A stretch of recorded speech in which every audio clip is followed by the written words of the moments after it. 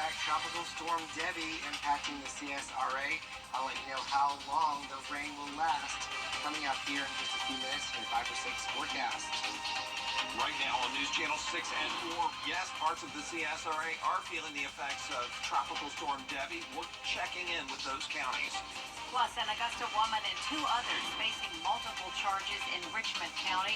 We'll let you know what they're accused of. And try to rebuild a local monument. An update on where the plans for the Tubman Memorial now stand as Your News at 4 starts now. Live from Television Park, this is WJBF News Channel 6 at 4. Good afternoon, everybody. I'm Brad Means. And I'm Jenny Montgomery. Thank you for joining us. Coverage you can count on begins with some parts of our viewing area starting to feel the full impact of Tropical Storm Debbie. News Channel 6 has team coverage for you. Those reports in a moment, but first, let's go straight to meteorologist Miller Hyatt tracking it all for us. Miller. Closer look now at one of those places you pointed out on the map south of us, Newington, Sylvania, getting hammered, pushing 10 inches of rain. Bria Smith live down in Scriven County for us tonight. Bria. That's right, Brad. Well, I want you guys to take a look over here. This is just one of the many down trees in this area due to heavy rains. And if you follow me this way, you can see there are already some down power lines. There's even a down power line pole. Now, I spoke with local EMS, and they say this is probably the most of what they're seeing in this area, and they're urging you to be aware. I spoke with Scriven County Fire Rescue and EMA Director Chief Harvey Kreider about the impacts of Tropical Storm Debbie. They say they've been experiencing things like flooding, washed out roads, and more. We've already had some incidents where we've had roads blocked off and cars is going through our barricades and getting stuck and putting themselves in harm's way. So we want to tell people if there's cones there, be aware of it. They're there for a reason, not to drive around. There's so many roads that's blocked and it's closed right now that there's just so much signage that we have. We don't have so much signage just to tell people that those roads are closed, but those barricades is an indication of they don't need to be traveling down those roads. EMS saying they're keeping their website up to date for more information, and if you don't absolutely have to leave your home, the safest thing to do is stay home. For now, reporting live in Scriven, Bria Smith, WJBF News Channel 6. Bria, thank you for that report. Our storm coverage continues in Allendale County, where they're expected to experience significant rainfall. Yes, sir. Aiken Bureau Chief Sean Cabbage-Stalk is live now with more. And Sean, flooding is a major issue for some in the area.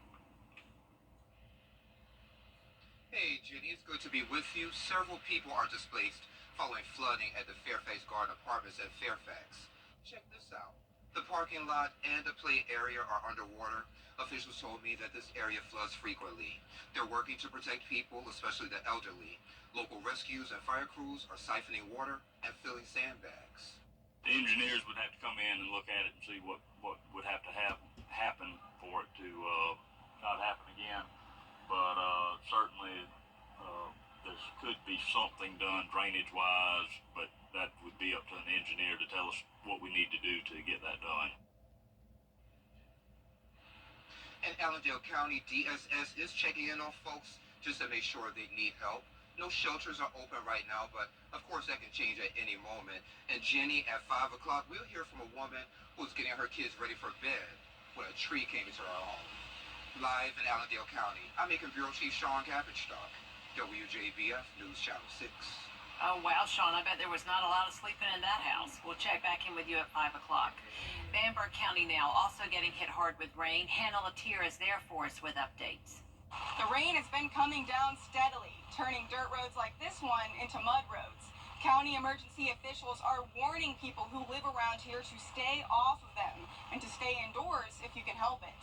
On top of the mud, Briar Creek Road had a tree fall, which crews cleared away quickly. They also responded to a fallen tree on a power line earlier in the day. With plenty of standing water on the roads, the county is bracing for flooding. Its Emergency Operations Center gave out about 150 sandbags on Monday and has more to give out as the storm progresses. Officials there are urging anyone who has a non-emergency report or question to call 803-245-3031. We are monitoring areas for flooding. We're monitoring for power outages. If you are in need of flood materials, please come by and grab what you need to protect your home and your business. Should there be a need for shelter, we are prepared for residents who may need shelter if they do experience excessive flooding. Bamberg County schools are closed Wednesday and Thursday, and county government offices are closed on Wednesday. Again, for non-emergency reports, please call the number at the bottom of your screen. In Bamberg County, Hannah Latier, WJBF, News Channel 6. You heard Hannah mention the schools. So far, Jenkins, Bamberg, and Allendale County schools are all closed tomorrow. Burke County schools are closed tomorrow and Thursday. We have a full list on our website, WJBF.com. Please continue to check as we update with information. Georgia's Governor Brian Kemp issuing an order that lets the state National Guard deploy up to 2,000 troops if needed. In fact, several hundred have already been sent to South and Southeast Georgia so they can be ready to quickly respond. The governor asking Georgians to be patient and warns we are not out of the woods yet. Give us time to clear roads, get power crews in, help with any emergency efforts that we need to do in the local communities that the local communities are doing. And just try to stay off the roads today if you can. Also, have patience with our first responders and our utility crews. A special web page has been set up to help people find lodging if they're traveling or need to evacuate. It's on your television screen now. It's exploregeorgia.org/Debbie. South Carolina's governor says he expects to see lots of flooding across his state. That's already coming true, especially the Myrtle Beach area as all that rain from Debbie continues. He is telling people to stay home, and if they have to drive, don't go around a road closure sign. But there have been instances of people driving around barricades. I ask everybody to remember somebody made a decision, competent people, to put that barricade there for a reason. Don't drive around the barricade. Don't drive through water. Don't walk through water like that. Be very careful. And the governor has already said this week there are no plans for large-scale evacuations along the coast.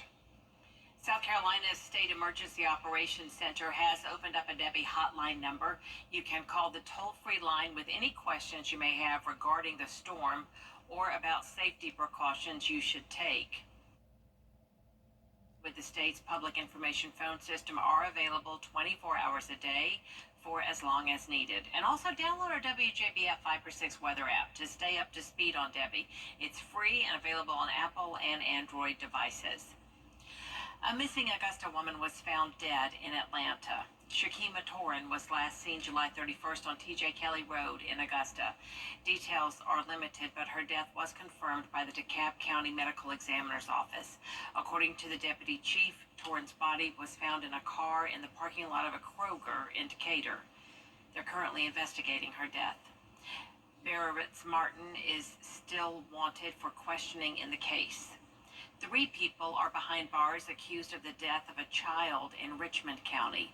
The first suspect is 19-year-old September Surite, the infant's mother.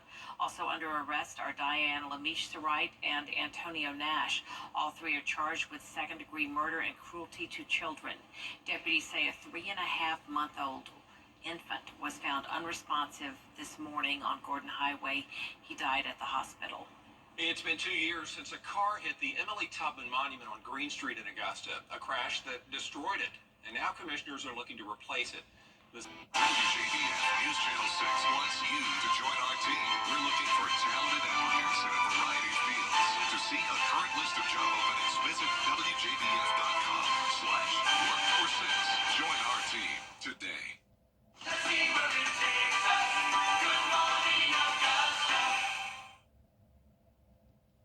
This week is National Breastfeeding Week. The CDC's 2022 breastfeeding report card shows 80% of new moms in the 2-state start out breastfeeding their newborns. Yeah, but the agency also says 60% of mothers don't breastfeed as long as they intend to. Ashley Davidson has more.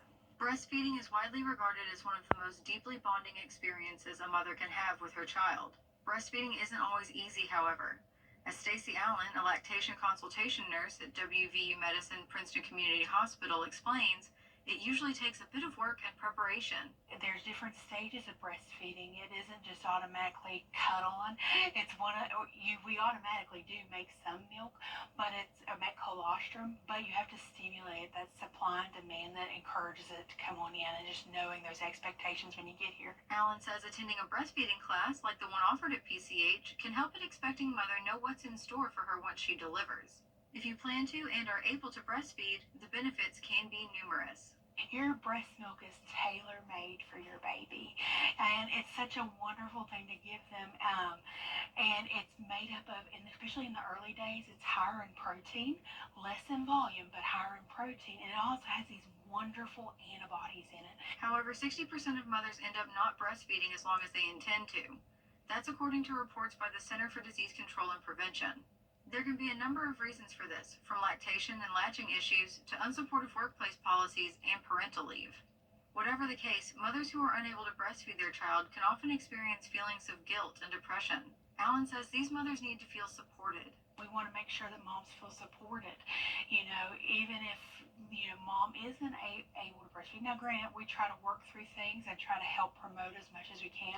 However, if mom isn't able to, finding different avenues that she can have for support. Alan encourages women to reach out to their physicians to find those resources that can help them with whatever they need. Resources are available here if you need help with breastfeeding. You can try the breastfeedingguru.com. And specialists emphasize that there are other healthy options available if somebody is unable to breastfeed. We'll be right back. The CSRA's favorite news app is now even better with easier access to local news, weather, and streaming video. Download the News Channel 6 mobile app. CSRA